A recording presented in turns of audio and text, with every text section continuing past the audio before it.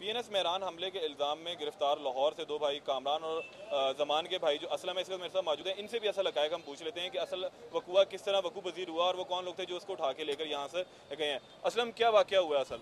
भाई 2 इको डाले आए हैं। ये फैसल होटल के साथ ही हमारा दफ्तर है। इको 2 डाले थे, एक कार थी होंडा, और उसके जो शीशे हैं उसके ऊपर ब्लैक पेपर लगे हुए थे, और कार के आगे जो नंबर है सिर्फ 212 नंबर लिखा हुआ था, और आगे मॉडल नंबर वगैरह कुछ भी नहीं था। कोई निशान बना हुआ हो? कुछ कोई निशान नहीं हमें नजर आया।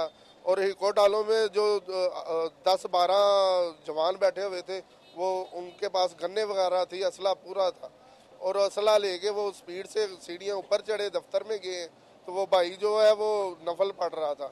नफल जो ही पढ़ के सीधा हुआ, उसने कहा कि भैया आपको लेने आए हैं। उसने कहा किस सिलसिले में? उन्होंने ये नहीं हमें पता कि ऊपर क्या बात हुई है। वो जब नीचे उतारे थे, नीचे उतारा, हमने देखा कि उनकी ना हथकड़ियाँ लगी हुई थी, स्टील की बड़ी बारीक सी हथकड़ियाँ थी, और उस बैक साइड पे हथकड़ियाँ लगा के ना लेके गए। तो एक छोटा भाई है उस्मान, उसने देखा ये सारा वक़ुआ, तो उसने उसी वक्त वालिद को फ़ोन किया ना। जब वो फ़ोन पे बात कर रहा था तो उन्होंने देखा, उन्होंने पूछा कि यार आप कौन है? उसने कहा ये मेरा भाई है। उन्होंने कहा इनको भी पकड़ो, उनको भी पकड़ के साथ ले गए, और 3 दोस्त उनके ऊपर बैठे थे, उनको भी साथ ले गए। 5 लड़कों को लेके गए। ये जुम्मे वाले दिन ये 10:30-11 बजे के दरमियान का वाक़या। अच्छा, वो जो उसके 3 दोस्त हैं वो कहाँ पर हैं? उनका भी कुछ पता नहीं है, वो भी उनके साथ ही थे।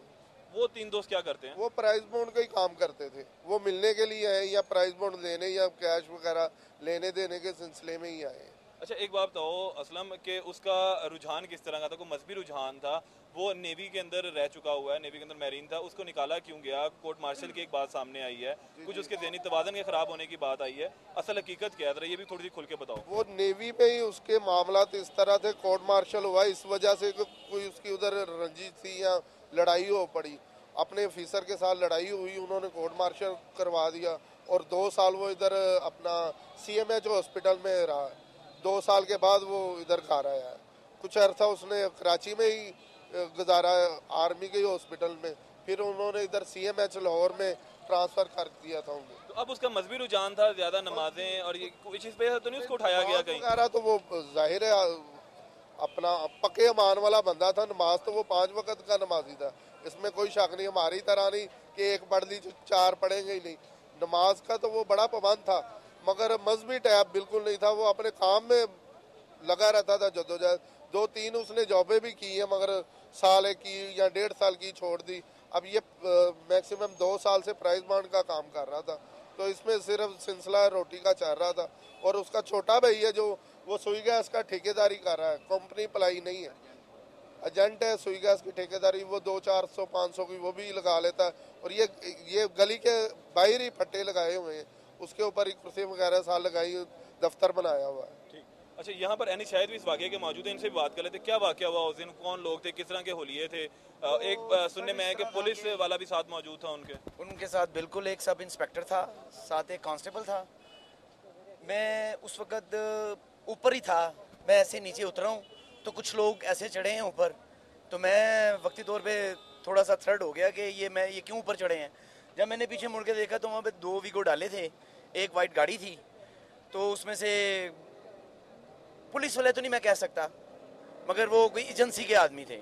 उनमें एक कमांड कर रहा था बंदा, वो ऊपर गया है। ऊपर जो 3 दोस्त बैठे हुए थे, उन्होंने उनको पीछे से हथकड़ियाँ लगाई हैं, वो ला के उन्होंने नीचे गाड़ी में बंद कर दिया।